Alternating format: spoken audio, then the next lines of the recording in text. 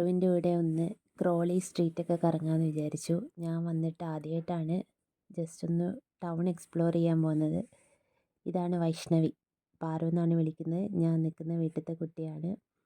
അങ്ങനെ ഞങ്ങൾ രണ്ടുപേരും കൂടെ ടൗണിലേക്ക് നടന്നു.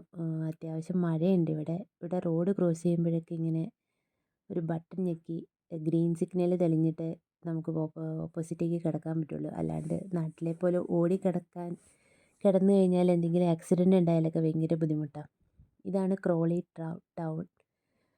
അങ്ങനെ ടൗണിൻ്റെ ഓരോ ഷോപ്സാണിത്. ഇത് ചർച്ചിലേക്കുള്ള റോഡാണ്, പള്ളിയിലേക്കുള്ള പാത്ത് വേ എന്ന് തോന്നുന്നു. ഇതാണ് ഒരു ചർച്ച്. ബട്ട് ഇവിടെ അങ്ങനെ വലിയ കുർബാനയൊന്നും നടക്കുന്നതെന്ന് തോന്നുന്നില്ല. ആ നേരെ കാണുന്നതാണ് സാധാരണ എല്ലാവരും പോകുന്ന ചർച്ച്.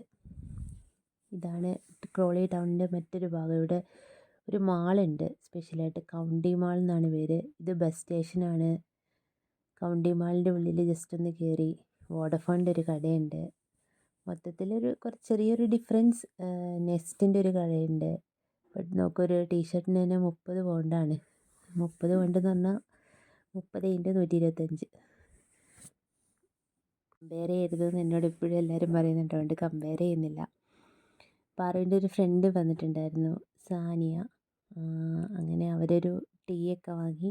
അങ്ങനെ ഞങ്ങൾ പതുക്കെ ഷോപ്പിംഗ് മാളിലെ ഓരോ കടയിൽ കൂടെ വെറുതെ കയറി ഇറങ്ങി നടന്നു. അവൾ ജസ്റ്റ് എനിക്ക് എല്ലാ കടകളൊക്കെ ഇങ്ങനെ കാണിച്ചു തന്നു.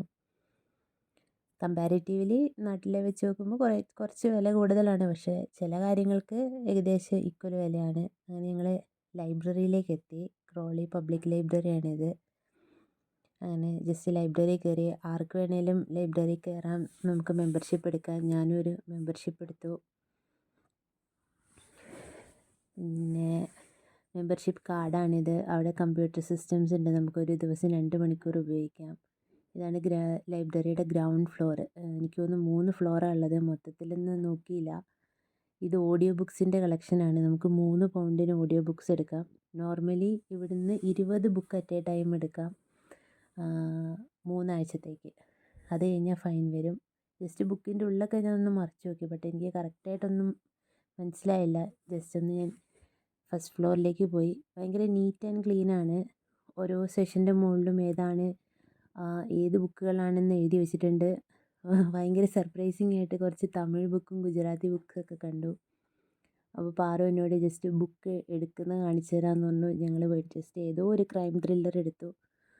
നമ്മൾ RFIDയിലൊക്കെ ചെയ്യുന്ന പോലെ ബാർകോഡ് സ്കാൻ ചെയ്ത് നമുക്ക് ബുക്ക് എടുക്കാം. എനിക്ക് തോന്നുന്നു ഫൈനൊക്കെ ഇവിടെ തന്നെ സബ്മിറ്റ് ചെയ്യാൻ തോന്നുന്നു. എന്തായാലും അതൊക്കെ അടുത്ത പ്രാവശ്യം വരുമ്പം എക്സ്പ്ലോർ ചെയ്യണം. ഞാൻ ജസ്റ്റ് ഒരു ബുക്ക് എടുത്തു, അപ്പോൾ തന്നെ അത് റിട്ടേൺ അടിച്ചു. അങ്ങനെ ലൈബ്രറിയിൽ നിന്ന് ഇറങ്ങി. നമുക്ക് റെസീറ്റൊക്കെ കിട്ടും ബുക്കിൻ്റെ.